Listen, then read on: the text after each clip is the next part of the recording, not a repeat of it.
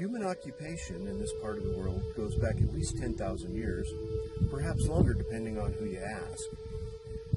Permanent villages started before 1300, including this one, possibly as far back as 800 AD. And by the time New Mexico became a kingdom of New Spain in 1598, there were 11 Indian pueblos on this side of the Manzano Mountains.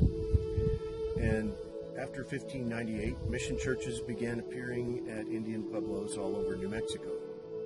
7 of the 11 villages on this side of the Manzano Mountains got mission churches in the early 1600s, the first few decades of the 1600s. This church was finished in 1630. The water table here is very near the surface. Down in the cottonwoods, there's a hand-dug well that's only about 8 feet down to the water. The roots of the cottonwoods and the lush vegetation are actually in the aquifer. The Park Service well up here on the hill, it's 24 feet down to the water.